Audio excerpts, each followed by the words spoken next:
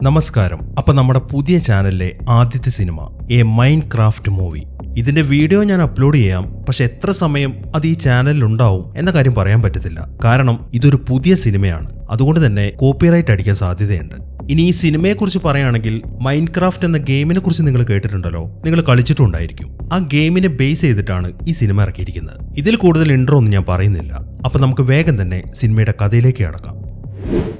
ആദ്യം കാണിക്കുന്നത് സ്റ്റീവിനെയാണ്. ഇവന് കുട്ടിക്കാലം മുതൽക്കേ ഒരാഗ്രഹം, അത് അവന്റെ സ്വപ്നം കൂടെയാണ്. അതായത് ഇവന് മൈൻ ചെയ്യണം. അതിനുവേണ്ടി ഒരു മൈൻ ചെയ്യുന്ന സ്ഥലത്തേക്കൊക്കെ അവൻ പോയി നോക്കി. എന്നാൽ ആ മൈനിങ് ചെയ്യുന്ന മലയ്ക്കകത്തേക്ക് കുട്ടികൾക്ക് പ്രവേശനമില്ല. അതുകൊണ്ട് തന്നെ അവിടുത്തെ ഒരു ജോലിക്കാരൻ അവൻ അവിടെ നിന്ന് ഓടിച്ചു വിടാണ്. അങ്ങനെ സ്റ്റീവ് വളർന്നു വലുതായി. അവനിപ്പം ഒരു സെയിൽസ്മാൻ ആയിട്ടാണ് ജോലി ചെയ്യുന്നത്. അവനെ സംബന്ധിച്ചിട്ട് വളരെ മടുപ്പിക്കുന്ന ഒരു ജോലിയായിരുന്നു അത്.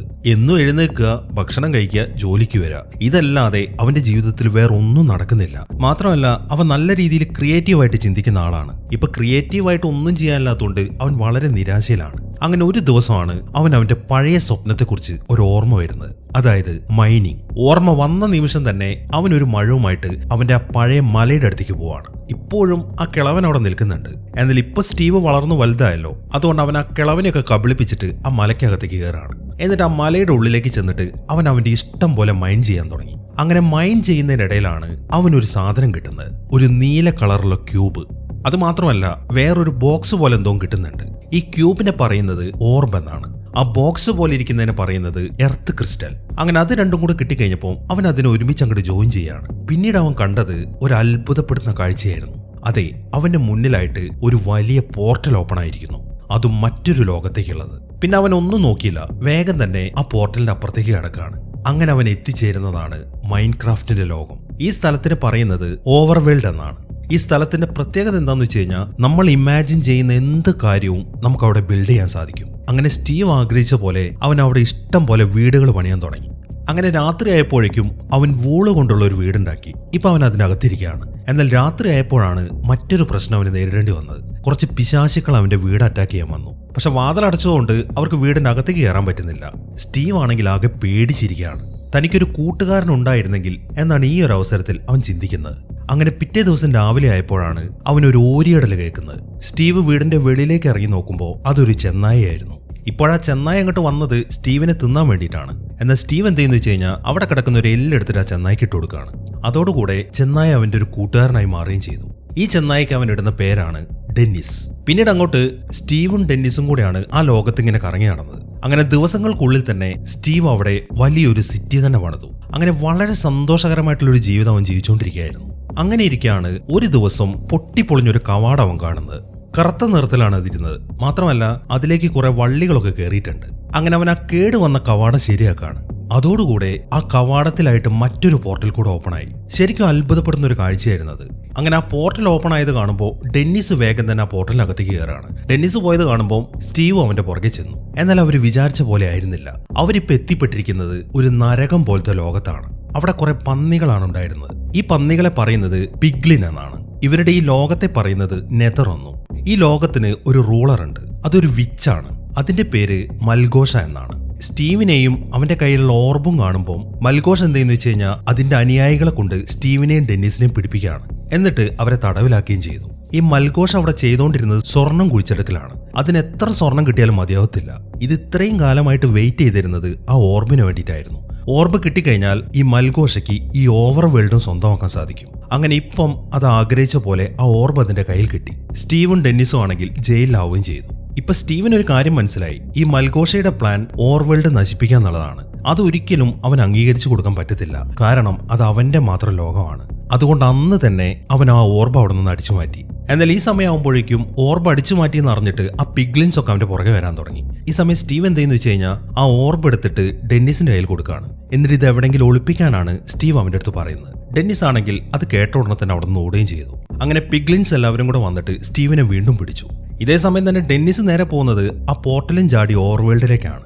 എന്നാൽ അവൻ അവിടെയും നിൽക്കുന്നില്ല, പിന്നെയും മുന്നോട്ട് ഓടുകയാണ്. ഈ സമയത്താണ് ആ പിഗ്ലിൻസ് ഒക്കെ ഓവർവേൾഡിലേക്ക് വരുന്നത്. എന്നാൽ ഈ പിഗ്ലിൻസിന് ഒരു കുഴപ്പമുണ്ട്, അവർക്ക് സൂര്യപ്രകാശം ഏൽക്കാൻ പറ്റത്തില്ല. അങ്ങനെ സൂര്യപ്രകാശം ഏറ്റു കഴിഞ്ഞാൽ അവരുടെ ശരീരം മൊത്തം കത്തിപ്പോവും. അങ്ങനെ അവർക്ക് സൂര്യപ്രകാശം ഏൽക്കുന്നതോടുകൂടെ അവരുടെ ശരീരം മൊത്തം കത്തിപ്പോവാണ്. അങ്ങനെ ഡെന്നിസ് ആ ഓർമ്മയുമായിട്ട് അവിടുന്ന് ഓടുകയാണ്. അങ്ങനെ അവൻ ഓവർവേൾഡിലെ പോർട്ടലും കടന്നിട്ട് നേരെ ഭൂമിയിലേക്കാണ് പോകുന്നത്. ഭൂമിയിലെ സ്റ്റീവിന്റെ വീട്ടിലേക്ക്. എന്നിട്ട് അവൻ ആ ഓർബ് എടുത്തിട്ട് ആ വീടിന്റെ കട്ടിലിന്റെ അടിയിൽ ഒളിപ്പിച്ചു വെച്ചു. ഇനിയിപ്പം ആ ഓർബ് സേഫാണ്. മൽഘോഷ ഒരിക്കലും അതും അന്വേഷിച്ചിട്ട് ഭൂമിയിലേക്ക് വരാൻ പോകുന്നില്ല. അങ്ങനെ ആ ഓർബിന്റെ കാര്യം സേഫ് ആക്കുമെങ്കിലും ഡെന്നിസ് ഇപ്പൊ തിരിച്ചു പോകുന്നില്ല. അവനിപ്പോ ഭൂമിയിൽ ഇങ്ങനെ കറങ്ങി നടന്നുകൊണ്ടിരിക്കുകയാണ്. ഇനി കാണിക്കുന്നത് ഈ കഥയിലെ അടുത്ത നായകൻ. ഇവന്റെ പേര് ഗ്യാരറ്റ് എന്നാണ്. ക്യാരറ്റ് അല്ല, ഗ്യാരറ്റ്. ഇവനെ ദ ഗാർബേജ് മാൻ എന്നും വിളിക്കും. 1980 ഒരു ഗെയിമിംഗ് ചാമ്പ്യനൊക്കെ ആയിരുന്നു ഇവൻ. ഇവനിപ്പം ഒരു ഗെയിമിംഗ് സ്റ്റുഡിയോ ആണ് നടത്തുന്നത്. അതിന്റെ പേരാണ് ഗെയിം ഓവർ വേൾഡ്. ഇങ്ങനെ ഒരു ലൈഫാണ് ഇവന്റേത്. ഗെയിമിംഗ് സ്റ്റുഡിയോ ആണെങ്കിലും ആള് നല്ല പോലെ കടത്തിലാണ്. അങ്ങനെ ഒരു ദിവസം ഗ്യാരറ്റ് നേരെ പോയിരിക്കുന്നത് ലേലം നടക്കുന്ന ഒരു സ്ഥലത്തേക്കാണ്. അവിടെ നിന്നുള്ള സാധനങ്ങളൊക്കെ ലേലത്തിൽ പിടിച്ചിട്ട് അത് മറച്ചു വെക്കുക, അതാണ് അവന്റെ പ്ലാൻ. അങ്ങനെ അവിടെ ലേലം ആരംഭിച്ചു. ഒരു റൂമിനകത്തുള്ള മുഴുവൻ സാധനങ്ങളും ഗ്യാരറ്റ് ലേലത്തിൽ പിടിച്ചു. ആ സാധനങ്ങളൊക്കെ നമ്മുടെ സ്റ്റീവിന്റെ സാധനങ്ങളാണ്. അറ്റാരി കോസ്മോസ് എന്നൊരു ഗെയിമിംഗ് കൺസോൾ അതിനകത്തുണ്ട് എന്ന് പറഞ്ഞിട്ടായിരുന്നു അയാൾ അത് ലേലത്തിൽ വെച്ചത്. എന്നാൽ ഗ്യാരറ്റ് അങ്ങോട്ട് ചെന്ന് നോക്കുമ്പോൾ അതിനകത്ത് ആ കോസ്മോസിന്റെ ബോക്സ് ഇരിപ്പുണ്ട്. എന്നാൽ അതിനകത്ത് ആ കൺസോൾ ഇല്ല. പകരം അതിനകത്തുണ്ടായിരുന്ന ഓർബും ക്രിസ്റ്റലും ആയിരുന്നു. അവൻ ആ ബോക്സ് തുറന്നപ്പോൾ അത് താഴേക്ക് വീഴുകയും ചെയ്തു. എന്നാൽ ഗ്യാരറ്റ് ആണെങ്കിൽ ആ കോസ്മോസ് കിട്ടാത്തതിന്റെ ഭ്രാന്തിൽ നിൽക്കുകയാണ്. അതുകൊണ്ട് തന്നെ അവൻ ആ ഓർബും ക്രിസ്റ്റലും ശ്രദ്ധിച്ചിട്ടില്ല. അങ്ങനെ ലേലൊക്കെ കഴിഞ്ഞതിന് ശേഷം കിട്ടിയതായി എന്നും പറഞ്ഞിട്ട് അവൻ ആ സാധനങ്ങളൊക്കെ എടുത്തിട്ട് അവന്റെ കടയിലേക്ക് തന്നെ തിരിച്ചു പോവാണ്. ഇനി കാണിക്കുന്നത് ഈ കഥയിൽ അടുത്ത ക്യാരക്ടേഴ്സ് ആണ്. ഇതിൽ ഈ പെണ്ണിന്റെ പേര് നതാലി എന്നും പയ്യന്റെ പേര് ഹെൻറി എന്നുമാണ്. ഇവര് സിബ്ലിങ്സ് ആണ്. ഇപ്പൊ ഇവരുടെ അമ്മ മരിച്ചതിനെ തുടർന്ന് അവർ ഗ്യാരറ്റ് താമസിക്കുന്ന സിറ്റിയിലേക്ക് മൂവ് ആയി. ഇപ്പൊ അവിടെ ഒരു വീടൊക്കെ മേടിച്ച് അതിലേക്ക് താമസിക്കാൻ പോവാണ് അവര്. ഈ വീട് അവർക്ക് വിറ്റ റിയൽ എസ്റ്റേറ്റ് ബ്രോക്കറിന്റെ പേര് ഡോൺ എന്നാണ്. ഈ സമയത്താണ് അവർ പരസ്പരം പരിചയപ്പെടുന്നത്. ഈ ഡോണിന് റിയൽ എസ്റ്റേറ്റ് അല്ലാതെ മറ്റൊരു ബിസിനസ്സും കൂടെ ഉണ്ട്. അതൊരു മൊബൈൽ സൂ ആണ്. അതായത് അവളുടെ ഒരു വണ്ടിയിൽ ഈ മൃഗങ്ങളെങ്ങനെ കൊണ്ടു നടന്ന് എല്ലാവരും കാണിക്കും. അങ്ങനെ അവരുടെ പുതിയ വീട്ടിൽ സെറ്റിൽ ആയതിനു ശേഷം ഹെൻറി ഉടനെ തന്നെ അവന്റെ ആ വീടിന്റെ ചുറ്റുവട്ടമൊക്കെ ഒന്ന് കാണാൻ ഇറങ്ങിയിരിക്കുകയാണ്. അങ്ങനെ അവൻ എത്തിപ്പെടുന്നത് ഗ്യാരറ്റിന്റെ ആ ഗെയിം ഓവർ വേൾഡിലാണ്. ഒരു കുട്ടിയെ സംബന്ധിച്ചിട്ട് ഗെയിമിംഗ് സാധനങ്ങളൊക്കെ വിൽക്കുന്ന കട എന്ന് പറയുമ്പോൾ ഭയങ്കര കൗതുകമാണല്ലോ. അതുപോലെ തന്നെ ഹെൻറിക്കും ഈ ഗെയിം ഓവർ വേൾഡ് ഭയങ്കരമായിട്ട് അങ്ങോട്ട് ഇഷ്ടപ്പെട്ടു.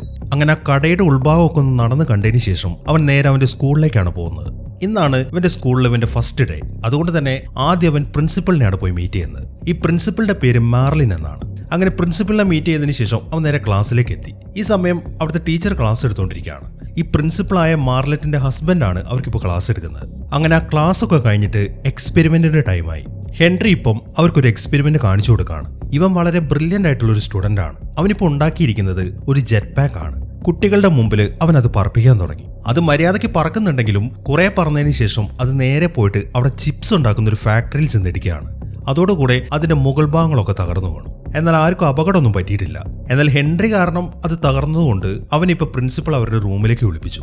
നിന്റെ ഗാർഡിയൻ വന്നാലേ നിന്നെ ഇനി ഇവിടുന്ന് വിടത്തുള്ളൂ എന്നാണ് പ്രിൻസിപ്പൾ പറയുന്നത്. ഈ സമയം ഹെൻറി ആദ്യം അവന്റെ ചേച്ചിയെ വിളിക്കാനാണ് ശ്രമിക്കുന്നത്. എന്നാൽ ഈ സംഭവം ചേച്ചി അറിഞ്ഞു കഴിഞ്ഞാൽ അവന് നല്ല വഴക്ക് കിട്ടും എന്ന കാര്യം ഹെൻറിക്ക് അറിയാം. അതുകൊണ്ട് തന്നെ അവൻ എന്തെന്ന് വെച്ച് കഴിഞ്ഞാൽ നേരെ ഗ്യാരറ്റിനെ വിളിക്കുകയാണ്. എന്റെ അങ്കിളായിട്ടൊന്നും ഇങ്ങോട്ട് വരാമോ എന്ന് ചോദിച്ചിട്ട്. ഗ്യാരറ്റിന് വേറെ പണിയൊന്നും ഇല്ലാത്തതുകൊണ്ട് അവൻ അവന്റെ അങ്കിളായിട്ട് അങ്ങോട്ട് വന്നു. എന്നിട്ട് പ്രിൻസിപ്പളുടെ അടുത്തുള്ള സംസാരമൊക്കെ കഴിഞ്ഞിട്ട് അവൻ ഹെൻറിയെയും വിളിച്ചുകൊണ്ട് അവന്റെ കടയിലേക്ക് തിരിച്ചു പോവാണ്. അങ്ങനെ രണ്ടാമത് ആ കടയിലേക്ക് വന്നു കഴിയുമ്പോഴാണ് അവൻ ആ ഓർബും ക്രിസ്റ്റലും ശ്രദ്ധിക്കുന്നത്. അവൻ അത് രണ്ടും കൂടെ ജോയിൻ ചെയ്യുകയും ചെയ്തു. ഈ സമയം വല്ലാത്തൊരു എനർജി അതിൽ നിന്ന് വരുന്നുണ്ട്. എന്തോ അവനെ പിടിച്ച് വലിക്കുന്ന പോലെ. അങ്ങനെ അതിനെ തുടർന്ന് അവർ ആ എനർജിയെ ഫോളോ ചെയ്യാൻ തുടങ്ങി. അത് മറ്റേ സ്റ്റീവിന്റെ ആ മലയ്ക്കുള്ളിലേക്കാണ് അവരെ കൊണ്ടുപോകുന്നത്. അതിനകത്ത് എത്തിക്കഴിയുമ്പോൾ ആ കാഴ്ച അവരെ ശരിക്കും അത്ഭുതപ്പെടുത്തി കളഞ്ഞു.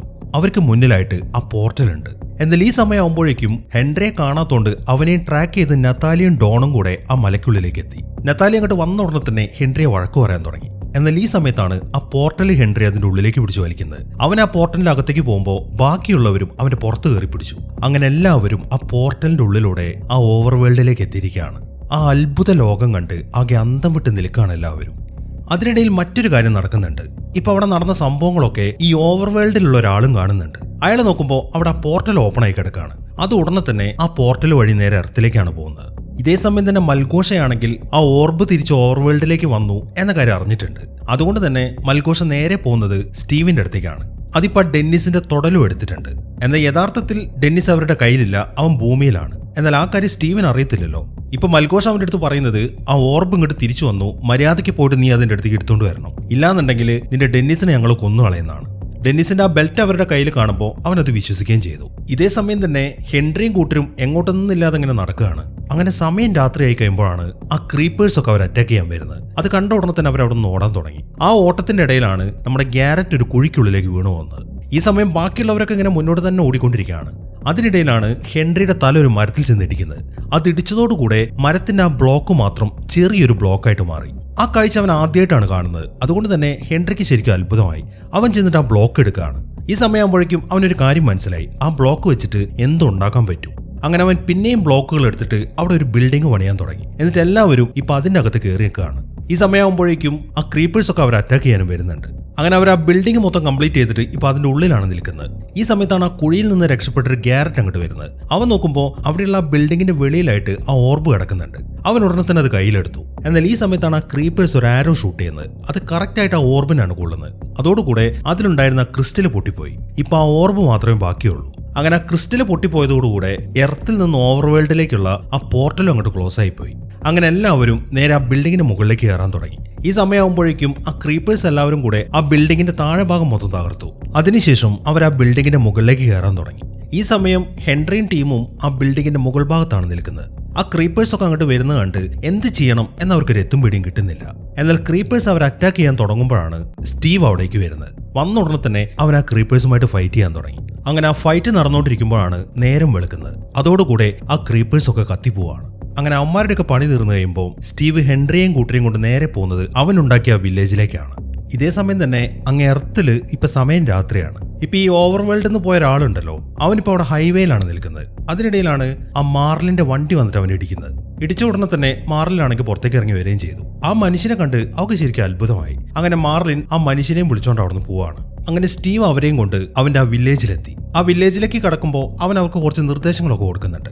അതായത് അവിടുത്തെ വില്ലേജേഴ്സ് അവരൊന്നും ചെയ്യാതിരുന്നു കഴിഞ്ഞാൽ അവർ നിങ്ങളെ ഒന്നും ചെയ്യത്തില്ല. അതാണ് ആദ്യത്തെ ഇൻസ്ട്രക്ഷൻ. അങ്ങനെ അവിടെയൊക്കെ നടന്ന് കാണുമ്പോഴാണ് പെട്ടെന്ന് ഒരു അലർച്ച കേൾക്കുന്നത്. ആ കാഴ്ച കണ്ട് അവർ ശരിക്കും ഞെട്ടിപ്പോയി. അത് വലിയൊരു ഉരുക്കു മനുഷ്യനായിരുന്നു. അത് കാണുന്ന നത്താലി ആണെങ്കിൽ ഇങ്ങനെ നിലവിളിക്കാൻ തുടങ്ങി. ഈ സമയം സ്റ്റീവ് പറയുന്നത്, നീ എന്തിനാണ് ഇങ്ങനെ നിലവിളിക്കുന്നത്? അത് നിന്നെ ഒന്നും ചെയ്യത്തില്ല. ഇതിനെ പറയുന്നത് അയൺ ഗോളം എന്നാണ്. ഇവിടെയുള്ള ആൾക്കാരെ പ്രൊട്ടക്ട് ചെയ്യുന്നതാണ് ഇവന്റെ ജോലി. വില്ലേജേഴ്സിന് നിങ്ങൾ ഒന്നും ചെയ്യാത്തടത്തോളം കാലം അവനും നിങ്ങളൊന്നും ചെയ്യത്തില്ല എന്നാണ് സ്റ്റീവ് പറയുന്നത്. അങ്ങനെ അടുത്തതായിട്ട് സ്റ്റീവ് അവരെ കൂട്ടിക്കൊണ്ടു പോകുന്നത് അവിടെയുള്ള ഒരു ചിക്കൻ സ്റ്റാളിലേക്കാണ്. അവിടേക്ക് കൊണ്ടുപോയതിനു ശേഷം ലാവ കൊണ്ട് ചിക്കൻ ഫ്രൈ ചെയ്തിട്ട് സ്റ്റീവ് ഗ്യാരറ്റിന് കഴിക്കാൻ കൊടുക്കുകയാണ്. എന്തായാലും നല്ല ടേസ്റ്റി ഫുഡായിരുന്നു. ഇതേ സമയം തന്നെ സ്റ്റീവ് അവരെ പറ്റിച്ചു എന്ന കാര്യം മൽഘോഷ് അറിഞ്ഞിട്ടുണ്ട്. അതുകൊണ്ട് സ്റ്റീവിനെ പിടിച്ചിട്ട് ആ ഓർബ് തിരിച്ചെടുക്കാൻ വേണ്ടി അവള് പുതിയൊരാളെ അയക്കുകയാണ്. ഇത് ആ പിഗ്ലിൻസിന്റെ ജനറലാണ്. ഇവന്റെ പേരാണ് ചങ്കസ്. അങ്ങനെ സ്റ്റീവ് അടുത്തതായിട്ട് അവരെ കൊണ്ടുപോകുന്നത് അവന്റെ സീക്രട്ട് ആയിട്ടുള്ള സ്റ്റാഷിലേക്കാണ്. ഈ സ്റ്റാഷിനകത്താണ് അവൻ സമ്പാദിച്ചു വെച്ച സാധനങ്ങളൊക്കെ സൂക്ഷിച്ചു വെച്ചിരിക്കുന്നത്. അങ്ങനെ അതിനകത്തേക്ക് കൊണ്ടുപോയതിനു ശേഷം അവൻ അവിടെ സെറ്റ് ചെയ്ത് വെച്ചിരിക്കുന്ന സാധനങ്ങളൊക്കെ അവർക്ക് പരിചയപ്പെടുത്തി കൊടുക്കുകയാണ്. സ്റ്റീവ് ആദ്യം പരിചയപ്പെടുത്തി കൊടുക്കുന്നത് TNT ആണ്. ഇത് വെച്ച് എന്തും ബ്ലാസ്റ്റ് ചെയ്യാൻ സാധിക്കും. പിന്നെയുള്ളത് ഫയർ വർക്ക് റോക്കറ്റ്സ്. പെട്ടെന്ന് ഉയർന്നു പറക്കണമെന്നുണ്ടെങ്കിൽ ഇത് ഉപയോഗിക്കാൻ പറ്റും. പിന്നെയുള്ളത് ബൂട്ട്സ് ഓഫ് സ്വിഫ്റ്റ്നെസ്. ഇതും പറക്കാൻ പറ്റുന്ന ബൂട്ടുകളാണ്. പിന്നെയുള്ളതാണ് ഡയമണ്ട് ആർമർ. അതിന്റെ ഫുൾ സെറ്റ് തന്നെ അവിടെ ഇരിക്കുന്നുണ്ട്.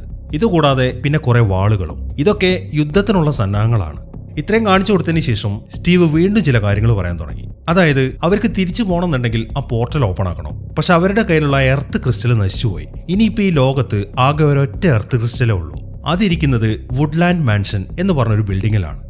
ഇവിടെ നിന്ന് കുറെ ദൂരെയാണത്. അവിടേക്ക് പോകുമ്പോൾ ഇവർക്ക് ഒരുപാട് ആൾക്കാരെ നേരിടേണ്ടി വരും. അതിനു വേണ്ടിയിട്ടാണ് സ്റ്റീവ് ഇപ്പോൾ സ്റ്റാഷിലെ സാധനങ്ങളൊക്കെ അവർക്ക് കാണിച്ചു കൊടുക്കുന്നത്. അങ്ങനെ അവിടുത്തെ കാര്യങ്ങളൊക്കെ നോക്കുന്നതിനിടയിലാണ് ഗ്യാരറ്റ് ഒരു ബോൾ പോലൊരു സാധനം എടുക്കുന്നത്. ഇതിന്റെ പേര് എൻഡർ പേൾ എന്നാണ്. ഇത് ഉപയോഗിച്ചിട്ട് ടെലിപ്പോർട്ട് ചെയ്യാൻ സാധിക്കും. അതായത് ഈ ബോൾ എടുത്തിട്ട് ഒരു സ്ഥലത്തേക്ക് എറിഞ്ഞു കഴിഞ്ഞാൽ എറിയുന്ന ആള് അങ്ങോട്ടേക്ക് എത്തും. സ്റ്റീവ് ആ കാര്യങ്ങളൊക്കെയാണ് ഗ്യാരറ്റിന് പറഞ്ഞു കൊടുക്കുന്നത്. അയാൾ അത് പറഞ്ഞു തീരുമ്പോഴേക്കും ഗ്യാരറ്റ് ആ ബോൾ എടുത്തിട്ട് പുറകിലേക്ക് ഇട്ടു. അതോടുകൂടെ അവൻ അവിടെ നിന്ന് ടെലിപ്പോർട്ടായിട്ട് ആ ബോൾ വീണ സ്ഥലത്ത് പ്രത്യക്ഷപ്പെടുകയാണ്. പക്ഷെ സ്റ്റീവിന്റെ കയ്യിൽ ഈ എൻഡർ പേൾ ആകെ ഒന്നേ ഉള്ളൂ. അതിപ്പം ഗ്യാരറ്റ് തീർത്തു. ഇനി അടുത്തതായിട്ട് സ്റ്റീവ് അവർക്ക് കാണിച്ചു കൊടുക്കുന്നത് ക്രാഫ്റ്റിംഗ് ടേബിൾ ആണ്. ആ ലോകത്തിലെ പലതരത്തിലുള്ള എലമെന്റ്സ് എടുത്തിട്ട് ചില പ്രത്യേക പാറ്റേൺസിൽ ആ ക്രാഫ്റ്റിംഗ് ടേബിളിലേക്ക് വെക്കുകയാണെങ്കിൽ അവർക്ക് പുതിയ ചില കാര്യങ്ങളൊക്കെ ഉണ്ടാക്കിയെടുക്കാൻ പറ്റും. ആ ഒരു പരിപാടിയാണ് സ്റ്റീവ് അവർക്ക് കാണിച്ചു കൊടുക്കുന്നത്. അങ്ങനെ അയാളിപ്പം ആദ്യം ഒരു വാൾ ഉണ്ടാക്കിയെടുത്തു. അത് കാണുമ്പോൾ ഹെൻറിക്ക് ഭയങ്കര ഇൻട്രസ്റ്റ് ആയി. അങ്ങനെ അവനും ഓരോരോ സാധനങ്ങൾ ഉണ്ടാക്കാൻ തുടങ്ങി. ഇതേ സമയം തന്നെ നത്താലിയും ഡോണും കൂടെ ആ വുഡ്ലാൻഡ് മാൻഷനിലേക്ക് പോകാനുള്ള മാപ്പ് അന്വേഷിച്ചിട്ട് അവിടുത്തെ വില്ലേജേഴ്സിന്റെ അടുത്തേക്ക് പോയിരിക്കുകയാണ്. അവർ ആ വില്ലേജേഴ്സിന്റെ അടുത്ത് ആ കാര്യങ്ങളൊക്കെ ചോദിക്കുമ്പോഴാണ് ആ ചങ്കസും ടീമും കൂടെ കുറെ നീരാളികളുടെ പുറത്ത് കയറി അങ്ങോട്ട് വരുന്നത്. പിന്നീട് അങ്ങോട്ട് നടക്കുന്നത് ആ പിഗ്ലിൻസും സ്റ്റീവും ടീമും തമ്മിലുള്ള ഒരു ഗംഭീര ഫൈറ്റാണ്. പക്ഷെ അവർ ഒരുപാട് പേരുള്ളതുകൊണ്ട് അവരെ തോൽപ്പിക്കാൻ അത്ര എളുപ്പമായിരുന്നില്ല. അതുകൊണ്ട് തന്നെ സ്റ്റീവും ടീമും അവിടെ നിന്ന് ഓടാൻ തുടങ്ങി. ഇപ്പൊ നത്താലിയും ഡോണും സ്റ്റീവിന്റെയും ടീമിന്റെ അടുത്തു നിന്നും വേറെ ഭാഗത്താണ്. സ്റ്റീവും ടീമും ഇപ്പൊ നേരെ പോയിരിക്കുന്നത് ഒരു ബിൽഡിങ്ങിന് മുകളിലേക്കാണ്. ആ ബിൽഡിങ്ങിൽ നിന്ന് കുറച്ച് ദൂരെയായിട്ടാണ് ആ വുഡ്ലാൻഡ് മാൻഷൻ ഇരിക്കുന്നത്. എന്നാൽ ഇവർക്ക് അങ്ങോട്ട് പോകണമെന്നുണ്ടെങ്കിൽ പറക്കേണ്ടി വരും. അതുകൊണ്ട് തന്നെ സ്റ്റീവ് എന്തെന്ന് വെച്ച് കഴിഞ്ഞാൽ ഹെൻറിയുടെ പുറത്ത് ഒരു വിങ് സ്യൂട്ട് ഘടിപ്പിക്കുകയാണ്. ഇതിന് ഇലൈട്ര വിങ് സ്യൂട്ട് എന്നാണ് പറയുന്നത്. അങ്ങനെ അവൻ ആ സ്യൂട്ടുമായിട്ട് ആ വുഡ്ലാൻഡ് മാൻഷനിലേക്ക് പറക്കാൻ തുടങ്ങി. അങ്ങനെ അടുത്തതായിട്ട് ഗ്യാരറ്റ് ആണ് ആ വിങ് സ്യൂട്ടുമായിട്ട് അവിടെ നിന്ന് പറക്കുന്നത്. എന്നാൽ ഈ സമയത്താണ് ആ പിഗ്ലിൻസ് ഒക്കെ ആ ബിൽഡിങ്ങിന്റെ മുകളിലേക്ക് വരുന്നത്. എന്നാൽ ഇപ്പൊ സ്റ്റീവിന്റെ കയ്യിൽ ഇനി ഒരു വിങ് സ്യൂട്ട് ഇല്ല. അതുകൊണ്ട് തന്നെ അവൻ അവിടെ നിന്ന് എടുത്ത് ചാടുകയാണ്. അങ്ങനെ അവൻ നേരെ വന്ന് ലാൻഡ് ചെയ്യുന്നത് ഗ്യാരറ്റിന്റെ മുകളിലാണ്. അങ്ങനെ ഗ്യാരറ്റ് അവനെയും കൊണ്ട് അവിടെ നിന്ന് പറക്കാൻ തുടങ്ങി. ഈ സമയം ആ പിഗ്ലിൻസും അവരെ ഫോളോ ചെയ്യുന്നുണ്ട്. അങ്ങനെ അവരെയൊക്കെ വെട്ടിച്ച് അവർ ആ വുഡ്ലാൻഡ് മാൻഷന്റെ അടുത്തേക്ക് എത്തി. അങ്ങനെ കുറച്ച് സമയങ്ങൾ കഴിഞ്ഞു. സ്റ്റീവിനെ പിടിച്ചിട്ട് ആ ഓർബ് തിരിച്ചെടുക്കുന്നതിൽ ചങ്കസ് പരാജയപ്പെട്ടു എന്ന കാര്യം ആ മൽഗോഷ് അറിഞ്ഞു. അതുകൊണ്ട് തന്നെ അവള് പുതിയ ഒരാളെ ഇറക്കുകയാണ്. ഇവനാണ് ഇവരുടെ കൂട്ടത്തിൽ ഏറ്റവും ഭീകരൻ. ഇതിന്റെ പേര് ഗ്രേറ്റ് ഹോഗ് എന്നാണ്. ഈ സമയം തന്നെ നതാലിയും ഡോണും കൂടെ ആ ഏരിയയിലൂടെ അങ്ങനെ നടക്കുകയാണ്. ഇപ്പൊ സമയം രാത്രിയായിട്ടുണ്ട്. ആ ക്രീപ്പേഴ്സ് ഒക്കെ അവർ അറ്റാക്ക് ചെയ്യാനും വരുന്നുണ്ട്. എന്നാൽ അവർക്കിപ്പോ അത് ശീലായി. അതുകൊണ്ട് തന്നെ വരുന്നവരൊക്കെ ഇടിച്ചിട്ടതിന് ശേഷം അവരിങ്ങനെ കൂളായിട്ട് ഓരോരോ കാര്യങ്ങളും സംസാരിച്ച് മുന്നിലേക്ക് നടക്കുകയാണ്. ബാക്കിയുള്ളവർ എങ്ങോട്ടാണ് പോയത് എന്ന കാര്യം അവർക്ക് അറിയത്തില്ല. അതുകൊണ്ട് തന്നെ ആ ഒരു ടെൻഷനിലാണ് അവര്. ഈ സമയത്താണ് ഒരു ചെന്നായ അവരുടെ മുന്നിലേക്ക് വരുന്നത്. അത് കാണുന്ന ഡോൺ എന്തെന്ന് വെച്ച് കഴിഞ്ഞാൽ അതിനൊരു എല്ല് കൊടുക്കുകയാണ്. അതോടുകൂടെ അത് അവരുടെ ഫ്രണ്ട് ആവുകയും ചെയ്തു. അങ്ങനെ ഫ്രണ്ട് ആയി കഴിയുമ്പോൾ അവന്റെ കഴുത്തിൽ ആ പേര് എഴുതി വെച്ച സാധനം തെളിയാൻ തുടങ്ങി. അത് കാണുമ്പോഴാണ് ഇത് സ്റ്റീവിന്റെ ഡോഗായ ഡെന്നിസ് ആണ് എന്ന കാര്യം അവർക്ക് മനസ്സിലാവുന്നത്. അങ്ങനെ ഡെന്നിസ് ഉടനെ തന്നെ സ്റ്റീവ് എവിടേക്കാണ് പോയത് എന്ന വഴി അവർക്ക് കാണിച്ചു കൊടുക്കുകയാണ്. ഇതേ സമയം തന്നെ സ്റ്റീവും കൂട്ടരും ഇപ്പോൾ ഒരു മൗണ്ടൈൻ്റെ അകത്തെത്തി. ഈ മൗണ്ടൈനെ പറയുന്നത് റെഡ് സ്റ്റോൺ മൗണ്ടൈൻസ് എന്നാണ്. അവിടെ ഇങ്ങനെ ഈ ചുവന്ന കളറിൽ തിളങ്ങുന്ന കല്ലുകളുണ്ടല്ലോ, ഇതാണ് റെഡ് സ്റ്റോൺസ്. അതിൽ നിന്നും ഭയങ്കര എനർജിയാണ് പുറത്തേക്ക് വരിക. അങ്ങനെ സ്റ്റീവും കൂട്ടരും അതിനുള്ളിലൂടെ നടക്കാൻ തുടങ്ങി. ആ ഏരിയയിൽ നിറയെ ട്രാപ്പുകളുണ്ട് എന്ന കാര്യം സ്റ്റീവിന് നേരത്തെ അറിയാം. അതുകൊണ്ട് വളരെ ശ്രദ്ധിച്ചാണ് അവർ മുന്നോട്ട് നടക്കുന്നത്. ഈ സമയത്താണ് ഗ്യാരറ്റ് അറിയാതെ അവിടെയുള്ള ഒരു ബ്ലോക്കിൽ ചവിട്ടുന്നത്. അതൊരു ട്രാപ്പായിരുന്നു. അത് ചവിട്ടിയോടുകൂടെ അവന്റെ ദേഹത്തേക്ക് കുറെ മുള്ളുകളൊക്കെ തെറിച്ചു വീഴാൻ തുടങ്ങി. അതോടുകൂടെ ഗ്യാരറ്റ് അവിടെ നിന്ന് ഓടുകയും ചെയ്യുന്നു. കുറെ അധികം മുള്ളുകൾ അവന്റെ ദേഹത്തേക്ക് വരുന്നുണ്ട്. അങ്ങനെ ഓടുന്നതിനിടയിലാണ് ഒരു സാധനം അവന്റെ ദേഹത്തേക്ക് വന്ന് ഇടിച്ചിട്ട് അവൻ അവിടെ നിന്ന് തെറിച്ചു പോകുന്നത്. അങ്ങനെ അവൻ നേരെ ചെന്ന് വീഴുന്നത് അവിടെയുള്ള ഒരു ലിവറിന്റെ അടുത്തേക്കാണ്. അതോടുകൂടെ ആ ലിവർ താഴുകയും ചെയ്തു. അങ്ങനെ ലിവർ മൂവ് ആയതോടുകൂടെ അവിടെ ഒരു ഡോർ ഓപ്പൺ ആയിട്ട് വരികയാണ്. അതിനകത്താണെങ്കിൽ നിറയെ ഡയമണ്ട്സും. ഈ ഗ്യാരറ്റ് അന്വേഷിച്ച് നടന്നത് ഈ ഡയമണ്ട്സ് ആയിരുന്നു. അത് അവന് കിട്ടുകയും ചെയ്തു. പെട്ടെന്നാണ് അവിടെ മൊത്തം ഇടിഞ്ഞു പൊളിഞ്ഞു വീഴുന്നൊരു ശബ്ദം കേൾക്കുന്നത്. അത് കേട്ട ഉടനെ തന്നെ സ്റ്റീവൻ ആളെ മനസ്സിലായി. അത് ആ ഗ്രേറ്റ് ഹോഗായിരുന്നു. അങ്ങനെ അവർ വീണ്ടും അവിടെ നിന്ന് ഓടിപ്പോവാണ്. അങ്ങനെ കുറെ ഓടി അവർ എത്തിച്ചേരുന്നത് അവിടെ ഉണ്ടാക്കി വെച്ച ഒരു റെയിൽ പാളത്തിലാണ്. അതിന്റെ മുകളിൽ ഒരു വണ്ടി ഇരിക്കുന്നുണ്ട്. അങ്ങനെ എല്ലാവരും കൂടെ ആ വണ്ടിക്കുള്ളിലേക്ക് കയറി. ഈ വണ്ടി പ്രവർത്തിക്കുന്നത് ആ റെഡ് സ്റ്റോണിന്റെ പവറിലാണ്. അങ്ങനെ വളരെ വേഗത്തിൽ ആ വണ്ടി മുന്നോട്ട് പോവാണ്.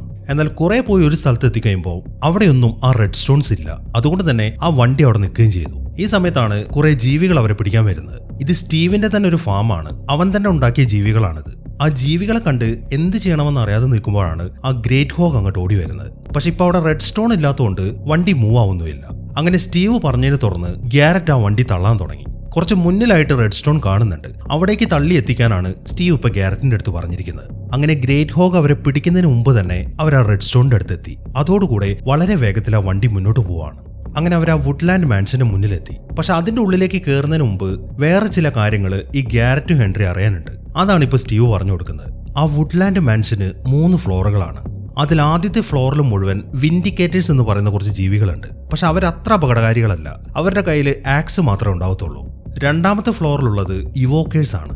അവരും വലിയ കുഴപ്പമില്ല. പിന്നെയുള്ളത് 3ാമത്തെ ഫ്ലോർ. അവിടെയാണ് പ്രശ്നം. അവിടെയാണ് ഈ എർത്ത് ക്രിസ്റ്റൽ ഉള്ളത്. ആ എർത്ത് ക്രിസ്റ്റലിനെ സംരക്ഷിക്കുന്നത് എൻഡർമാൻ ആണ്. അവന്റെ അടുത്തേക്ക് ചെന്ന് കഴിഞ്ഞാൽ ഒരു കാരണവശാലും അവന്റെ മുഖത്തേക്ക് നോക്കരുത് എന്നാണ് സ്റ്റീവ് അവരുടെ അടുത്ത് പറയുന്നത്. ഇവിടെ വേറൊരു രസം എന്താന്ന് വെച്ച് കഴിഞ്ഞാൽ ഈ വുഡ്ലാൻഡ് മാൻഷൻ ഉണ്ടാക്കിയിരിക്കുന്നതും അവിടെ ഇത്ര സെക്യൂരിറ്റി ഏർപ്പെടുത്തിയിരിക്കുന്നതും ഈ സ്റ്റീവ് തന്നെയാണ്. അങ്ങനെ ഉടനെ തന്നെ അവർ ആ വുഡ്ലാൻഡ് മാൻഷന്റെ അടുത്തെത്തി.